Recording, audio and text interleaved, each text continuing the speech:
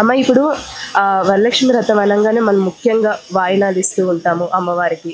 అయితే ఈసారి మీరేమిచ్చారు? వాయినం ఇచ్చారా? నేనేం ఇవ్వలేదు. మా ఆడపడుచు చేసుకుంటుంటే నేను వచ్చాను. అది సంతోషంగా పూజ బాగా జరిగింది అంతే. నేను ఇవ్వలేదు ఎప్పుడు. అమ్మాయితో వచ్చాను. అమ్మాయి కోసం వచ్చాను నేను. నెక్స్ట్ ఇయర్ నేను ఇంట్లో చేసుకుందామని. ఇదే ఫస్ట్ టైం నేను రావటం ఈ గుడికి. అంటే వ్రతం కూడా ఫస్ట్ టైం చేస్తున్నారండి? లేదు, అమ్మాయి చేసింది, నేను చేయలేదు. తన పక్కన కూర్చున్నాను అంతే. నేను అమ్మాయి చేసింది. చాలా బాగా చేశారు. పురోహితులంతా చాలా బాగా చేశారు. మంత్రోచ్చరణ కానీ చాలా బాగా చేశారు. చాలా అంటే అమ్మవారికి నైవేద్యం అంటూ ఏం పెడుతూ ఉంటారండి ప్రత్యేకంగా చెప్పాలంటే అన్నపరవాణం, చక్కెర పొంగలి, పులిహార ఆవిడకి చాలా ఇష్టం. పులిహార, వడపప్పు, పానకం, ఇవి వరలక్ష్మి వ్రతానికి ఇవన్నీ పూర్ణాలు, ఇవన్నీ ఆవిడకి ఇష్టమైంది. మన యథాశక్తి మనకి ఏది కుదిరితే అది చేసుకొని వస్తాం. మనకి సాధనైనంత వరకు చేస్తే అనుగ్రహం. మాత్రం పులిహార, పూర్ణ బుర్రలు, అది చక్కెర పొంగలి చాలా ఇష్టం ఆవిడకి.